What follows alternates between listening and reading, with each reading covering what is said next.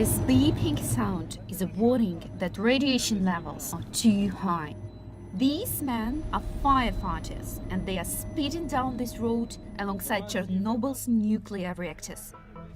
They're heading towards a forest fire in one of the most radioactive and contaminated areas in the world, the Chernobyl exclusion zone in Ukraine. On the 13th of April, a fire broke out here, just 800 meters from the confinement structure protecting the fourth reactor, which exploded in 1986 in one of the worst nuclear disasters in history. Ukraine's firefighters agreed to speak to the BBC anonymously, scared of losing their jobs. The dosimeter showed a level 100 times greater than the radiation limit. I was shouting at my colleagues, stop working there, get back. In 10 or 15 years, we'll find out what we've been inhaling. What the consequences will be. It's unclear now. This is deadly serious. According to our news, everything was under control. But how under control was it in reality? The Ukrainian authorities acknowledge there is a problem, but they insist it's under control. Станом на зараз відкритий вогонь у зоні відчуження не спостерігається, та полягає в тому, що ситуація там контрольована. But, in fact, there were a record amount of forest fires inside Chernobyl's exclusion zone in 2020. Hundreds of firefighters from cities across the Ukraine volunteered to go into the zone to fight the fires. They were sent in with poor equipment, many without any forest fire training, and faced a communication blackout on the ground.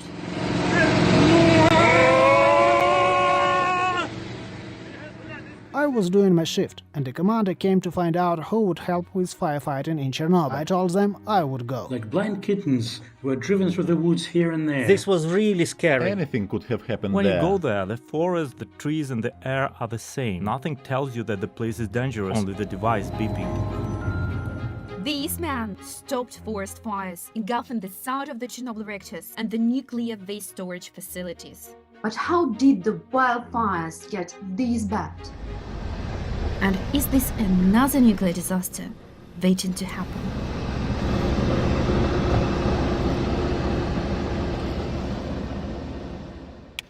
To understand what is happening now, you have to understand what happened in 1986. During the Soviet era, this nuclear reactor near the town of Chernobyl exploded after a safety test went wrong, spreading radiation over thousands of square kilometers in different directions. The firefighters and initial responders died from radiation exposure. It took years to clean up. People of Ukraine and other Soviet countries made huge sacrifices to contain the radiation. But levels remained too high to be safe, so two exclusion zones were created, one in the Ukraine and the other in Belarus. In Ukraine, no one was allowed to live in or even enter the zone except the authorities. And that is how it has stayed for almost 40 years. Exclusion zone's a huge area. It's a radius of about 30 kilometers out from the plant, and it's really unevenly contaminated. The radioisotopes that were emitted from the plant that are still there, these long-lived ones like radioactive cesium, radioactive strontium, isotopes of plutonium and americium. These radioisotopes can take thousands of years to decay. Without humans, the zone has grown wild and is now one of the most biodiverse areas in Europe. If it was just left undisturbed, the threat would be contained. But something else has been happening since 1986. Climate change. And this is a problem because the exclusion zone is almost entirely covered in forest, and some of them are radioactive. These pine trees were planted in the Soviet era in dense monoculture plots. This was a way to produce as much wood to harvest as possible out of a small area. When the reactor exploded, these trees absorbed a huge amount of the radioactive fallout. The forest next to the reactor was hit with so much radiation, the trees died and their leaves turned red. It became known as the Red Forest.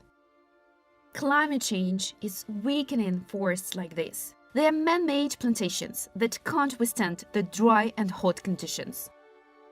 Dead trees are piling up and piling up. It's called fuel. If you don't clear it, it will literally fuel wildfires. According to scientists at NASA, forest fires around the world have been increasing because of climate change. They've seen the devastation this has caused in places like Australia and California. But fires have also been getting worse in Europe. In fact, the dry, hot and windy conditions, perfect for forest fires, have been increasing every year. This is exactly what's been happening inside the exclusion zone. Scientists have repeatedly warned the Ukrainian authorities about the danger of wildfires in Chernobyl.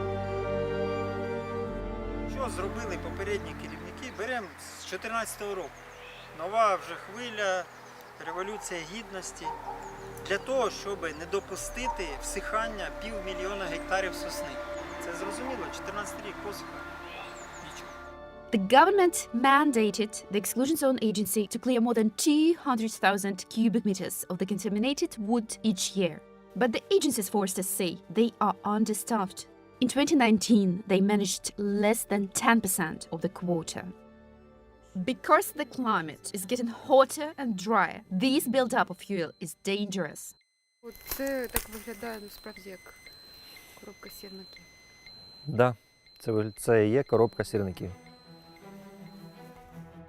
On April 4, farmers began to burn stubble as a cheap way to clear their fields, and the fires spread into the zone. Despite arresting one man for arson, the Ukrainian authorities failed to stop fires breaking out all over the exclusion zone. It got so bad, firefighters from towns across the country were called in.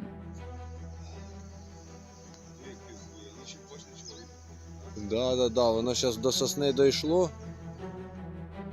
Most we spoke to hadn't had any training in how to deal with forest fires or in radiation safety, but we'll come back to the radiation. What you need to know at this point is by April the 8th, there were hundreds of firefighters inside the exclusion zone, and they were fighting the fires without maps and in a total communication blackout. They told us to go where the fire was. We arrived in the middle of nowhere. There were no radios. We had to pass information by word of mouth. We ended up roaming the woods for 4 hours. We didn't have any maps. There were lots of bosses. They ordered us to do contradictory things. It was such a mess. If you're sending these men across that fence line with no communications and no map, you are criminally negligent. Information and communication on any fire ground, it's key.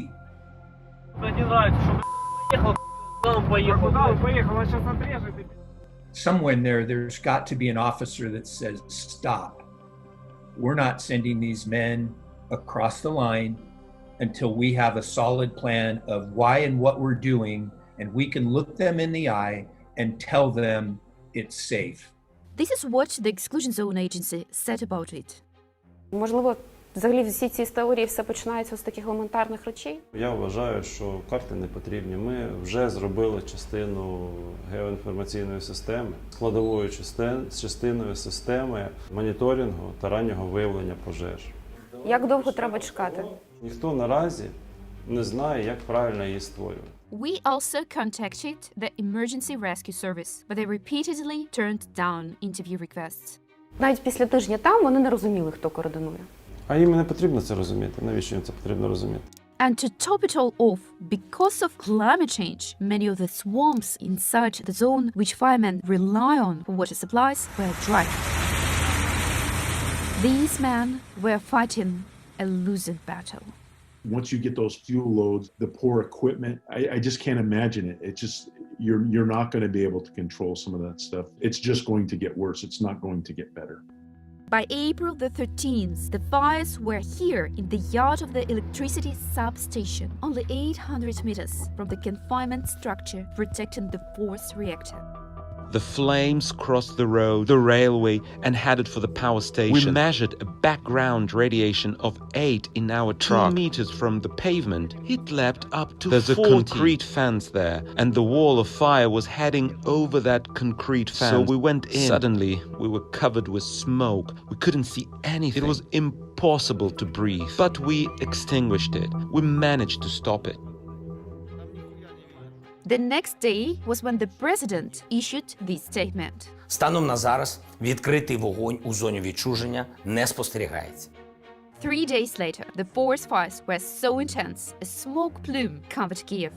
Tiny amounts of radiation were measured in the smoke and were even recorded as far afield as Norway.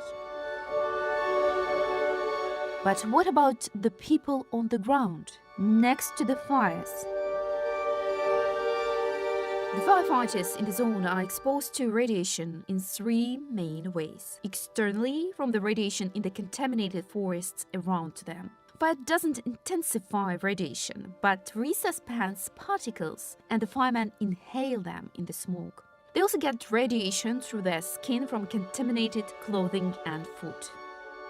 Ukraine, like a lot of countries, are signatories to the International Atomic Energy Agency. The Ukrainian authorities would have a duty of care to protect the workers, such as the firefighters, and the members of the public from what's going on within the Chernobyl exclusion zone. The Ukrainian authorities say they provide each firefighter with a dosimeter, which measures their total external radiation exposure. They say the men are also checked as they leave the zone. According to the authorities, limits were not exceeded for any of the firefighters that worked in Chernobyl. But the firefighters tell a different story. Maybe for the TV camera they did some measurements, but I didn't see any We devices. sat on an armchair. Then we were told normal. And that was it. I mean, they had to show less radiation exposure than we really got. I bought fire boots, fire clothes, and I left all of it in Chernobyl because, you know, my safety is in my own hands. I still don't know what total dose I got. These firemen are in the zone for at least a week, sleeping on the ground, digging up the earth, inhaling smoke without respirators. The authorities have yet to fund a study which mimics the exact conditions these firemen face. But remember this video? The firemen sent us the readings they took in April.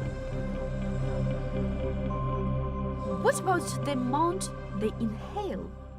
Well, that's harder. There have been some experiments in the exclusion zone looking at radionuclide resuspension rates in the fire. These fires were not as large and intense as those in April, but it gives some idea of what the firefighters could be breathing in. The amount of radiation absorbed by a person is measured in units called sieverts. The international scientific community agrees that below this level, 100 millisieverts, it isn't statistically possible to detect increased rates of cancer above the background number of cancers in the general population. Having a CT scan in hospital would give you a dose of about 10 millisieverts and a transatlantic flight a dose of 0.1. If you go above that 100 millisievert mark, the risk of cancer increases as the dose increases. Here are the levels the firemen who responded to the regional Chernobyl disaster were exposed to. And here are the levels today's firefighters were measuring during their time in the zone. What radiation protection organizations do is that they assume that for every radiation dose, so even the tiny 100 microsievert or 0.1 millisievert dose, even for that we assume that it represents a risk. It just represents a really tiny one. Even if they weren't wearing respirators and they were tackling forest fires for the next 10 years twice a year, risk from the radiation, I wouldn't consider it to be a significant risk. It's really surprising that despite the chaos on the ground, the firefighters aren't more at risk from the radiation in Chernobyl. But in fact, radiation is a danger to these men, just not in the way we expected. Studies on people who survived the Fukushima nuclear disaster, the communities that lived around Chernobyl, and the men sent in to clean it up in the weeks and years afterwards all showed that one of the biggest public health problems caused by a nuclear disaster is the psychological trauma and stress the fear of radiation causes. Going in year after year to these situations, exposing yourself to what you perceive to be a very hazardous type environment, they will also lead to PTSD, as well as the anxiety, depression, all the other things. you to get a little afraid for your family or your own life. Because if anything happens, you'll be left alone with this problem. These thoughts about what can happen in a year or 2 or 3 or 5 or 10, I will become sick because of this or just sick as a result of being there.